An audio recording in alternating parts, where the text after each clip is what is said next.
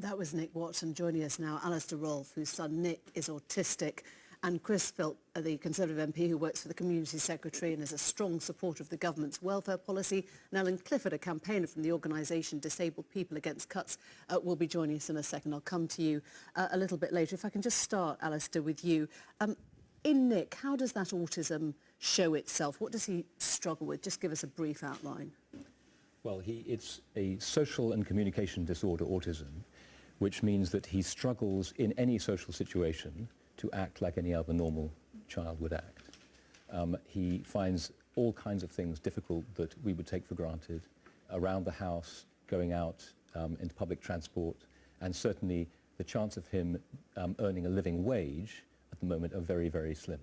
So during his school years, he was fully supported. He was statemented, he had learning assistance.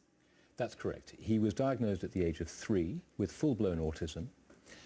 We put in place an early intervention program which enabled him to go to mainstream school. At the point at which he went to mainstream school, he had a statement of special needs which enabled him to have the full amount of support with a learning support assistant. He was then assessed and reassessed every year for the next 15 years by experts who knew him, who had worked with him, who understood what the problem was, and each time they came back and said, yes, we need to continue with that level of support. Now, around the same time, when he went to school, he started receiving disability living allowance, which was a small amount, but it was enough to help with certain things.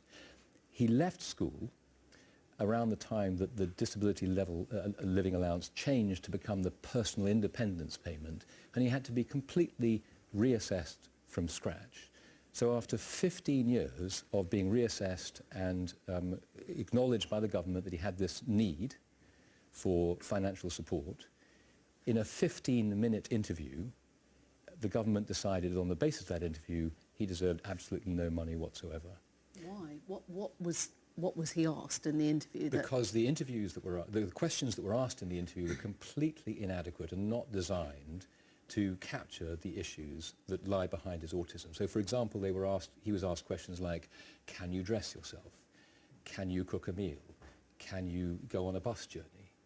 And he wanted to please, and his answers were, yes, I can do all of those things, but of course the amount of work that goes behind just getting him to the point where he can make a bus journey is enormous on our part. And of course, he might get on the bus and then he would lose his ticket, or he'd forget where to get off, or there might be a lot of noise on the bus. So he probably shouldn't have answered yes, but he was sort of trying to say the right answer, or? That's right, and he couldn't possibly understand the nuances behind that question. It was a tick box question: can you dress yourself, or can you cook a meal?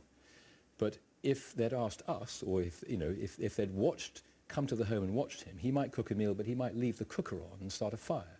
So we have to be very careful. So the assessment itself was flawed? It was completely inadequate, and when we got the news back that he was no longer entitled to any form of payment, we just concluded that this was prejudicial against people with mental health disabilities. Chris Philp. Look, I'm really sorry to hear the problems that Nick experienced. No one should be without support, which they clearly need. And I'm not sure how closely that case relates to the PIP decision we heard about in the piece, but I am pleased the government has responded to the High Court decision, not by trying to challenge it in the appeal court or even in the Supreme Court, but the government has accepted it. You put your hands up. You say this was badly wrong, badly judged, and despite everyone telling us to the contrary, we went ahead with it, and it was the wrong decision. Clearly there was a difference of opinion on this particular measure. The High Court judge made a ruling in December, what and do the you mean government. A difference of opinion? Well, because the government took the view that the psychological, mental health elements of PIP were covered separately to the mobility elements. It's quite a technical point of law.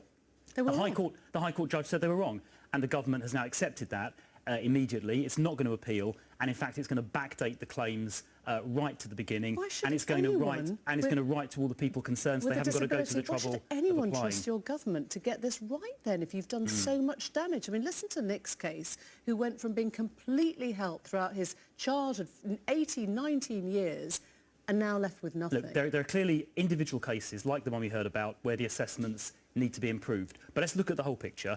The Disability Living Allowance stroke PIP has gone from 13 billion in 2010 to 16 billion today. So when people say there have been cuts to disability payments, that isn't true. They've gone up by £3 billion. And of course, the real test isn't just how much money is spent, it's what result does it produce. And there are 600,000 more disabled people in work now than there were 4 years ago. So that is a real success in addition to spending more money. So yeah, sorry I've left you to the end, but give us the broader picture as you see it. Is it a good thing then that more people with disabilities are in work now?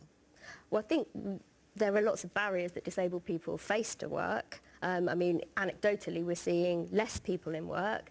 We're seeing people who are struggling because they're not getting out-of-work benefits.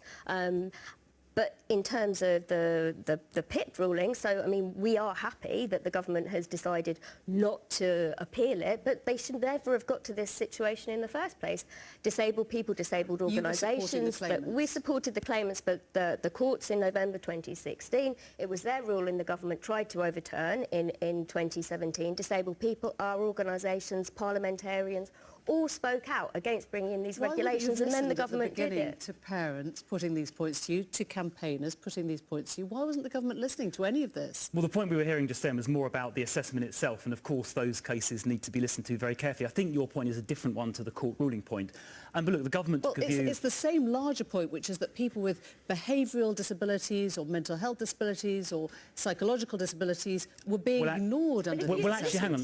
Let me answer Emily's point. Sure. So the proportion of people on PIP with mental health problems who get the very, or mental health conditions, who get the very highest level is 66%. Okay? Under the old DLA, it was only 22%. So there is a 3 times higher recognition of mental health problems under PIP than DLA. You're having now, to review 1.6 million cases now. Yeah. That's not me inventing stuff. That's what your government's decided today. On this very specific point about the mobility allowance component. But again, as I said already, you know, the total amount paid under DLA/PIP has gone up from 13 billion to 16 billion. That is a very big increase. So yes, there was a decision taken about a year ago that the High Court has found to be wrong, and the government has accepted that, is not going to appeal it, and is putting it right as quickly as they can. So, Ellen, are we on the right track now in terms of what happens here on? Are you confident? Like I said, I don't think we should be here anyway. I mean, this is going to cost untold sums to have to review all those. People are going to go through more anxiety, more distress. These people have been through enough as it is.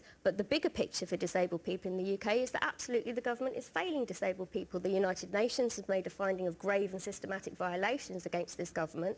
The government talks about spend on disability benefits, but as a share on national wealth, it's actually halved. And what we see is people suffering. We see people with nowhere to turn because all their support's been cut. And that's a terrible indictment on the 6th richest country in the world. Look, I don't accept that, because we spend more than every other G7 country, apart from Germany, on supporting people with disability and health problems. Of course there's more we can do. Of course there are problems that need to be fixed, as we heard a moment ago. But we are spending more than every other G7 country except Germany.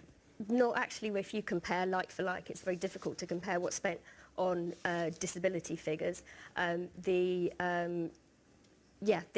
amount that's spent isn't comparable in the way that you're saying it is. Thank you all very much. Thank you very much for coming.